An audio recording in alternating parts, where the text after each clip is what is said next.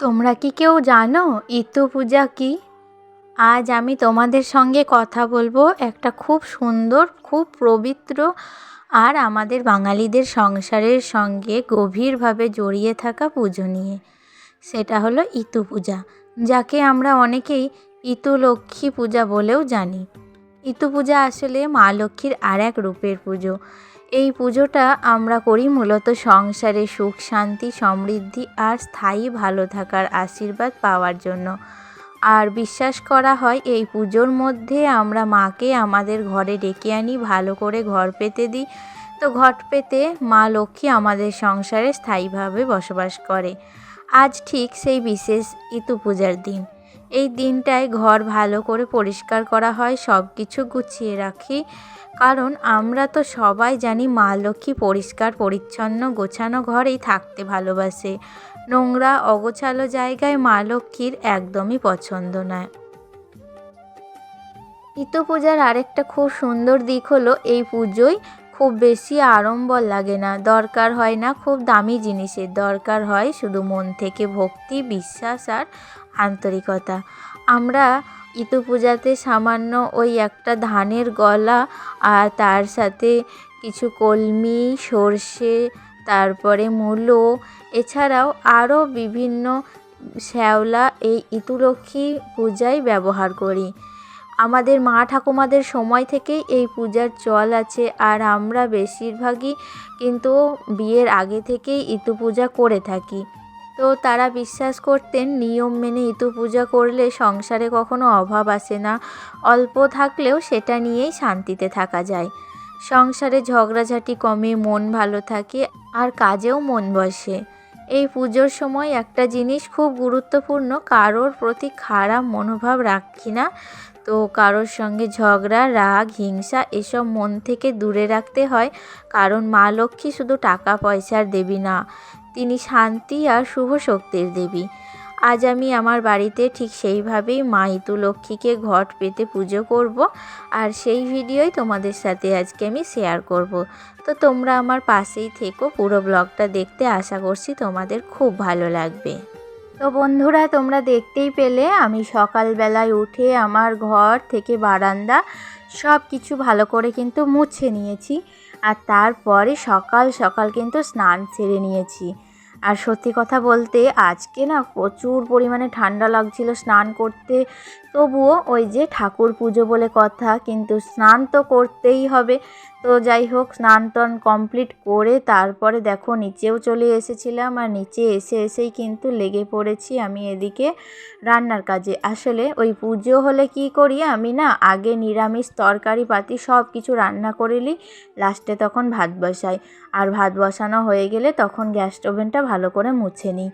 আর এদিকে নিরামিষের তরকারিগুলো কিন্তু আমি আলাদা করে রেখে দিই এক সাইডে, আর একদিকে ভাতটা রাখি। তো ভাতের সঙ্গে তরকারিগুলো একদমই কিন্তু ঠেকাঠেকি করি না। তো যেহেতু আমাদের আজকে ভাত খাওয়া নাই, তাই আমরা আজকে সারাদিন ভাত খাবো না, আর লাস্টে ভাতটা করি, কারণ এই তরকারি পাতি দিয়েই তোমাদের দাদা ভাই আর আমার শ্বশুরমশাইকে খেতে দেবো। তো যাই হোক, এদিকে রান্নাবান্নাটা আমি আগেই সেরে নিচ্ছি, আর সকালবেলায় নিচে এসে তারপরে টাটকা জল তুলেছিলাম, আর এদিকে চাও করে নিয়েছিলাম। আর ততক্ষণ কিন্তু মানে ওই পুজোর রেডি হতে হতে আর কি, পুজোর জোগাড় যন্ত্র সব কিছুই কিন্তু আমার ননদ করছিল, আর এদিকে শ্বশুরমশাই চান করতে গিয়েছে। তো ভাবলাম আমি বেকার বসে থেকে লাভ নাই, যতক্ষণে যতটুকু হয় ততটুকু কিন্তু আমি কাজ আগিয়ে রাখছি। আর এদিকে দেখো মটর কলাইগুলো তো আমি সকাল থেকে মানে কালকে রাত্রেই আমি ভিজিয়ে রাখি, তো আজকে না ভুলে গিয়েছিলাম। তো সেই কারণেই মটর কলাইগুলো একটা টিপস কি বলো তো, ওই গরম জলে যদি 5 মিনিট ফুটিয়ে নেওয়ার পর প্রেসার কুকারে দিয়ে দেওয়া হয় তাহলে কিন্তু চটজলদি সিদ্ধ হয়ে যায়। তো এটা একটা টোটকা, তোমরা ট্রাই করে দেখতে পারো। তো যাই হোক, এদিকে দেখো ঘুগনিটা করে নিয়েছি, তো এটা দিয়েই আজকে আমরা সারাদিন মুড়ি খাবো। আর ওই যে আলু পোস্ত করলাম, আর একটু এই যে বেসন গুলে নিচ্ছি, বেগনি করব গরম গরম। তো এই বেগনিটা আমি কিন্তু মেখে রেখে দিচ্ছি, ওই তোমাদের দাদা ভাই যখন মানে খাওয়ার টাইম হবে আর কি, তখন আর কি গরম গরম দেব।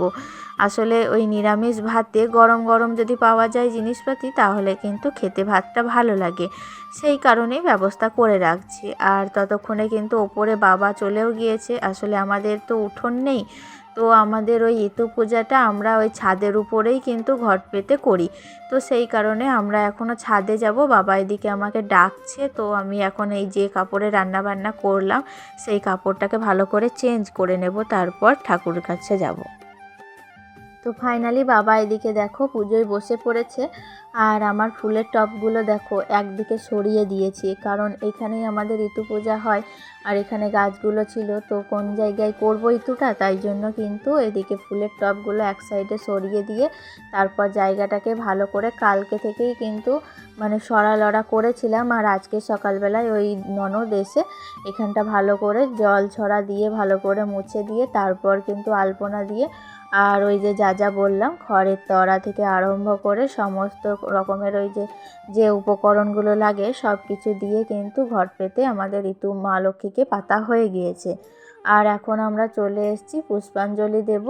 তো বাবা এদিকে দেখো পুষ্পাঞ্জলি দিতে কিন্তু ছাদে বেশ ভালোই লাগছিল। এই শীতকালে কি বলো তো, ছাদের উপরে অনেকক্ষণ থাকতে খুব ভালো লাগে। আর মিষ্টি মিষ্টি রোদ দিছিল, তো রোদের মধ্যে বেশ পুজো হচ্ছিল, খুব সুন্দর লাগছিল আর পরিবেশটা খুব ভালো লাগছিল। তো যাই হোক এদিকে এখন আমরা পুষ্পাঞ্জলি দেব। আর আমরা প্রত্যেকটা পুজোয় এইভাবেই কিন্তু মানে রান্নাবান্না আগে কমপ্লিট করে নিই, মানে পুজো হতে হতে ওই তোমার 10:30 কি 11টা বেজেছিল, তো এই রকম টাইম হবে। আর ততক্ষণে আমার তরকারি পাতিগুলো সব হয়ে গিয়েছিল। আর লাস্টে নিচে যাব, নিচে যাওয়ার পর ওই একটু ব্রতকথার বই পড়ব। তো ব্রতকথার বইটা শুনে তারপর প্রসাদ মুখে দিয়ে আমরাও কিন্তু ওই জলখাবারটা খেয়ে নেব। আর তারপর কিন্তু ভাতটা বসাবো আর কি। তো গরম গরম ভাতটা তখন সবাই পাবে, তো সেই অনুযায়ী আমি লাস্টে ভাতটা করি। আর আমরা যখনই সবাই মিলে এরকম মানে উপোস করি তখন কিন্তু ওই পাশের বাড়িতে যে ননদ আছে তো তাকেও কিন্তু আমরা ডেকে নিই। তো এক জায়গাতেই আমাদের রান্না বান্না হয় আর আমরা এক জায়গাতেই কিন্তু খাওয়া দাওয়া করি। তো যাই হোক এক জায়গায় দেখবে সবাই মিলে যখন একসাথে খাওয়া দাওয়া করি কিংবা একসাথে পুজো পার্বণ করি তখন কিন্তু খুব ভালো লাগে। তো এটাই কিন্তু আসল জয়েন্ট ফ্যামিলির একটা আনন্দ। তো আমরা এইভাবেই একসঙ্গে আমাদের সুন্দরভাবে পুজো পার্বণের দিনগুলো কাটাই। তো যাই হোক দেখো মা ইতু লক্ষ্মীকে কিন্তু মন থেকে ডাকছি। যাই হোক একটা পার্সোনাল নিজের মনস্কামনা, মা ইতু লক্ষ্মীকে ডাকছি যেন মা লক্ষ্মী আমাকে এই বরটা দেন। তো আমি শুনে এসেছি মানে বিয়ের আগে থেকেই আমরা সকল মেয়েরা ইতু পুজো করেই থাকি। তো আমরা শুনে এসেছি মা ইতু লক্ষ্মীকে নাকি যা চাওয়া হয় তো মা লক্ষ্মী কিন্তু সেটাই সবাইকে মানে তাদের ইচ্ছে পূরণ করে। তো আমাদের তো দৈনন্দিন জীবনে চাওয়ার তো কোনো শেষ নেই, একটার পর একটা বিভিন্ন রকম চাহিদা সবার যে যার মতো আর কি লেগেই আছে। তো যাই হোক আমি আমার মতো মায়ের কাছে চেয়ে নিলাম, দেখা যাক মা এখন কি করেন। মায়ের ইচ্ছা হলে মা যদি দেন ফলিয়ে দেন তো আমারও কিছু আর মানে মাকে খুশি করার জন্য আমিও আর কি মাকে কিছু মানসিক করলাম, তো সেটাই আর কি মাকে দেব। তো এদিকে দেখো আমার মানে পুজো প্রায় শেষের দিকেই বলতে পারো।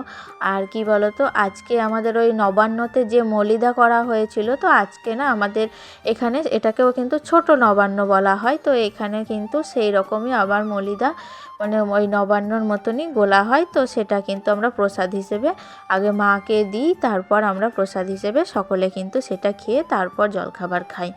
তো যাই হোক আমি কিন্তু ভক্তি ভরে মাকে প্রণাম জানিয়েই দিলাম।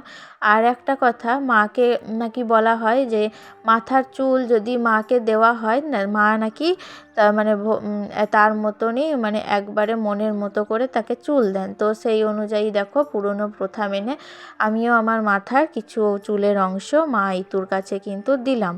তো যাই হোক এদিকে তো পুজো পার্বণ কমপ্লিট হয়ে গিয়েছে। তারপর নিচে এসে অনেকক্ষণ ব্রেক নিয়েছিলাম, আসলে ওই খাওয়া দাওয়া করে খুব টায়ার্ড লাগছিল, তাই এই ছাদে এসেই কিন্তু আমি অনেকক্ষণ শুয়েছিলাম। আর তারপরে দেখলাম যে বেলা পড়ে গিয়েছে, তখন ভাবলাম যে না আর তো শুয়ে থাকলে চলবে না। তো একে একে শুকনো জামা কাপড়গুলো সব তুললাম, তারপর সেগুলোকে ভাঁজ করলাম। আসলে পুজো পার্বণের দিনগুলো এত শান্ত আর এত স্নিগ্ধভাবে কাটে যে আমার ওই সকালের দিকটাতেই কিন্তু একটু কাজের চাপ থাকে, তারপর ওই বিকেলের দিকটাতে না কোনো কাজের চাপ থাকে না। আর আমি আজকে একটু এই আমাদের হোম থিয়েটারে মিউজিক বাজিয়ে দিয়েছিলাম পুজো পার্বণ হওয়ার পর, তো বেশ ভালোই দিনটা কাটলো। তো যাই হোক, তোমাদের ওদিকে কার কার ঋতু পুজো আছে আর তোমরা কিভাবে দিনটা কাটালে আমাকে কমেন্ট করে জানিও। আর আমার সাথে দেখতে পাচ্ছ এদিকে বাবু কিন্তু নিজের মনে খেলাধুলা করছে। আজকে তো আর টিউশনি যায়নি, কারণ ওই ব্রত কথা মানে সারাদিন কাজ মাজ করে ব্রত করে আর কিন্তু ওই টিউশনি যেতে আজকে ইচ্ছা করছিল না। তো ভাবলাম যে ছাদের উপর রোদে আমি, বাবু আর এদিকে শ্বশুরমশাই সবাই মিলেই কিন্তু একটু শুয়ে রেস্টে নিচ্ছিলাম। আর মা আর ওই দিদি ছিল নিচে, তো নিচে ওরা বাইরে খামারে একটু মানে সব পেতে ওরা নিচেই ওদিকে রোদ দিয়ে মানে রোদে ছিল। আর রোদে থাকতে আজকে কি ভালো লাগছিল জানো। তো আমি তো শুয়ে থাকতে থাকতে কখন যে ঘুমিয়ে গিয়েছিলাম নিজেও জানি না। তো যাই হোক, ঘুম থেকে উঠে দেখি যে এদিকে রোদ চলে গিয়েছে আর বাবাও কখন জানি নিচে নেমে গিয়েছে। তো আমি আর বাবু ছিলাম, তো দেখলাম যে একে একে জামা কাপড়গুলো এবার ভাঁজ করে নিই, নয়তো আবার সন্ধে নেমে আসবে। আর এখন মানে আজ থেকে শুরু হলো, আমরা মানে আজকে কিন্তু সারাদিন আমরা একটা পয়সাও খরচ করিনি। আর এই পৌষ মাস পড়ে যাবে কাল থেকে, আর কাল থেকে কিন্তু আমরা রাত্রিবেলায় মানে আজ থেকেই রাত্রিবেলায় ঝাঁটা বারুণ এইসব জিনিসপত্র বাইরে কিন্তু রাত্রিবেলায় রাখবো না, তারপরে রাত্রিবেলায় পয়সা দেব না। তো এইরকম কিছু নিয়ম কিন্তু আমরা এই গোটা পৌষ মাসটা মেনে চলবো। তো আমাদের বাঙালিদের এইরকমই ছোট ছোট কিছু নিয়ম আমরা মেনে চলি, তো আর মানার চেষ্টাও করি। এতে করে মা লক্ষ্মী সন্তুষ্ট হয় আর সংসারে কিন্তু শ্রীবৃদ্ধি হয়। তো দেখো এইভাবেই কিন্তু আজকের দিনটা কেটে গেল। আর তারপর থেকে আর কোনো একটু কাজ ছিল না, তাই আর তোমাদের সাথে কোনো রকম ভিডিও শেয়ার করিনি। আজকে কিন্তু এখান থেকেই আমার ভিডিওটা শেষ করছি। তো সারা দিনের ভিডিওটি কেমন লাগলো কমেন্টে জানিও, ভালো লাগলে লাইক করো। টাটা।